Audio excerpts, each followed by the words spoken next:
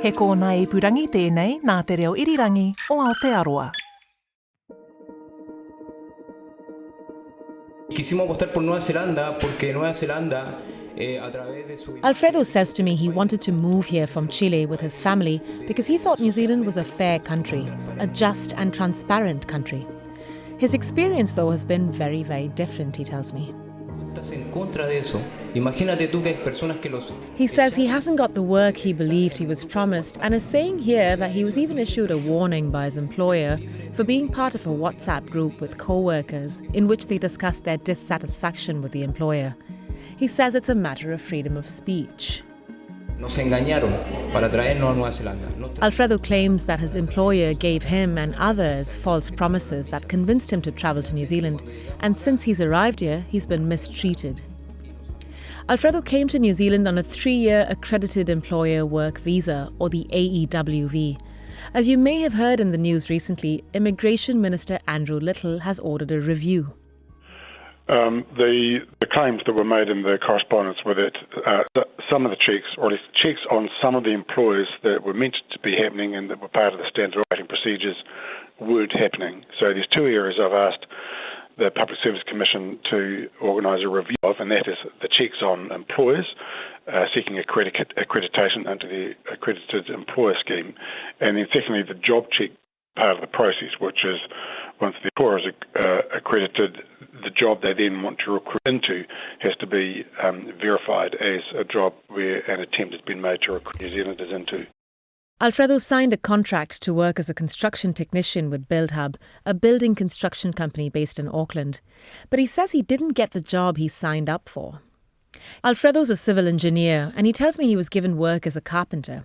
He resigned after nearly 2 months and is now broke and living on favours. BuildHub, though, in an exclusive interview with Voices, tells a different story. I'm Kadambri Raghukumar, and I'm at a house in East Auckland today to meet Alfredo. Within minutes of me arriving here, a stream of South American families start pouring in, kids in tow. They're from different countries like Colombia, Peru, Argentina.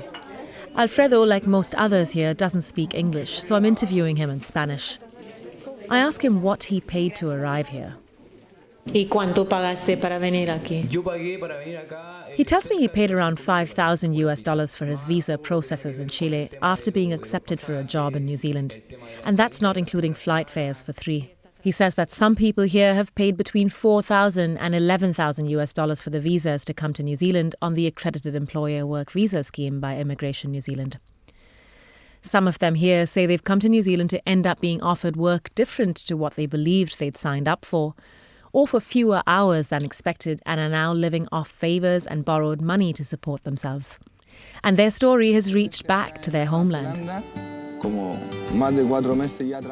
This news clip features a promotional video for recruitment by one of the charities run by BuildHub, Abroad Global, and the reporter speaks to some Chileans here who claim to have been scammed. One of them who appears in the news clip is here at the house that I'm visiting with his wife and 3 kids. There are snacks on the table and everyone's catching up on each other's situation. In an exclusive interview with Voices, BuildHub says it's acted in good faith with its workers, and it's the workers who are opting out of the work that they've been offered. It invited me to its offices in a business park in Auckland, and around a board table here are several employees, including Ricardo Corona Perez, its commercial administrator. He says they're offering an average of 39.5 hours per week, which is within the 33 to 47.5 hours required by Immigration New Zealand. Some of them are saying that they haven't been able to acquire those number of hours. They're saying that BuildHub hasn't given them those number of hours, and as a result, they've just not been able to earn enough money to support their families. Is this true? No, it's not true and not accurate at all. So everything what people that BuildHub have promised to the people, and that it's under the employment relationship with the company has always complied to all of us in the workforce. So there's a process where you put the people to work, right? And there's a process until the people get the work assignment, right? And everybody is under the same process. And again, so it's very important to look into the facts right? Rather to assumptions or allegations. When you recruit people in South America, are the jobs that they sign up to, do they exist already here in New Zealand, or do you find them after they arrive here? The construction industry provide all those options. So there's heaps of jobs out there for everybody coming. Mm-hmm. Yeah. He says 92% of its recruits have work and only 8% are not working. And that's because they resigned or were dismissed. BuildHub says it's pulled together evidence and defends its position and paints the workers as disgruntled ex-employees. He says that there were detailed descriptions laid out about what the work of construction technicians involves. Farm as well. So everybody knew exactly what all the duties from the job description from construction technician. So everybody was aware of that. Construction technician, I don't know if you know how to work in the construction industry. You might do. I'm a journalist. I'm just here asking questions. Yeah. That's Valentina, who works with Synergy Advisory, the agency that processes the workers' visas. A construction worker does a lot of things in the construction industry, and we provide them before they arrive a job description and illustrated job description, the same one, that one. And sometimes in some sites they have to clean, sometimes they have to fix things, sometimes they have to carry things, but that's part of the trade, and we explain that to them. And when they arrive, they start cleaning because they need to know the construction industry is for their safety, it's the clients we have, and they start complaining that that wasn't their job. And they sign it, and we have all the documents for all the people that they sign it 2 months before they arrive. So that's interesting. We also are confused because of that. BuildHub say that the warning letter about the WhatsApp group was an attempt to make workers follow its code of conduct about not denigrating the company. And they also say that there's nothing untoward about fees for visas. Immigration New Zealand is now urgently reviewing the Accredited Employers Work Visa scheme and looking into the allegations.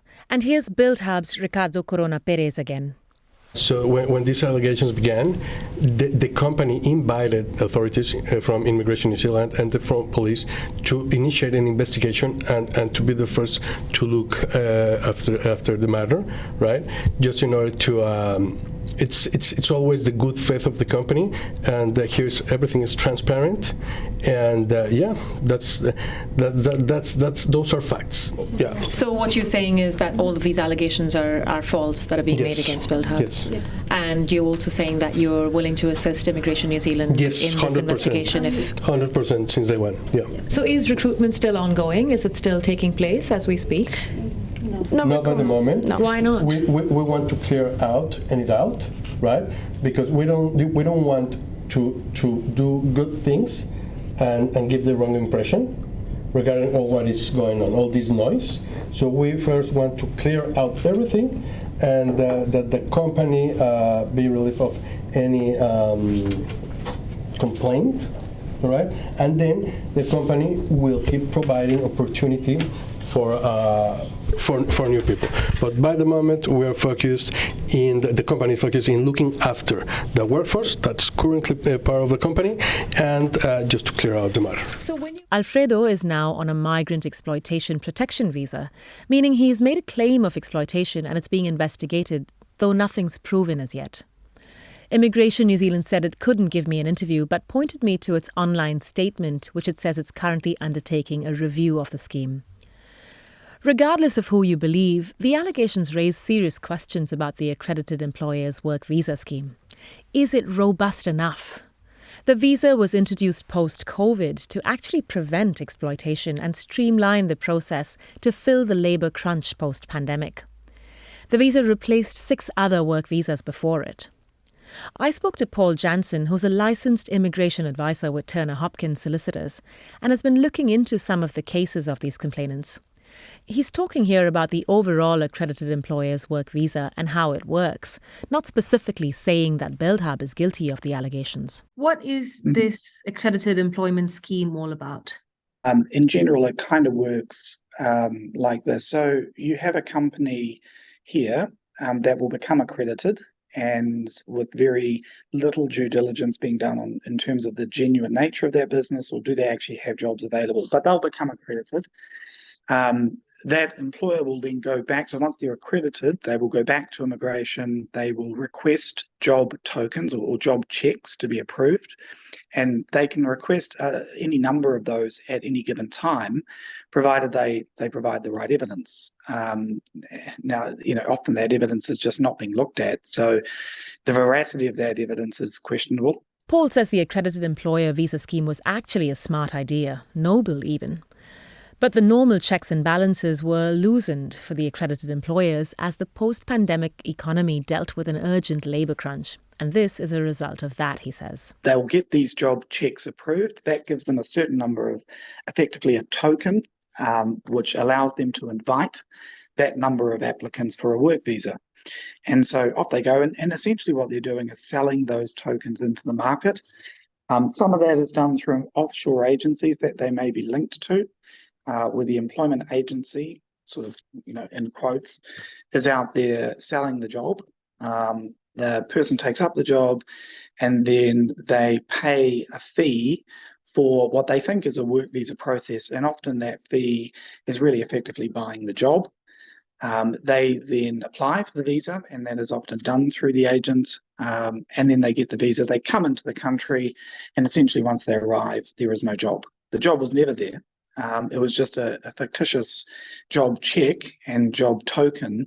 They're out there selling these jobs that don't really exist. They're making their money off the basis either on charging, really high visa application fees or a premium for the job. But as we've seen in the news lately with groups of Indian and Bangladeshi migrants filing complaints of exploitation, he says that there are rogue employers out there taking advantage.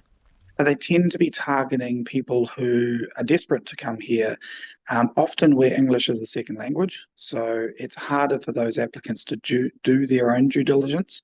And it tends to happen more in the triangular recruitment space, where the accredited employer is actually outsourcing applicants to different companies.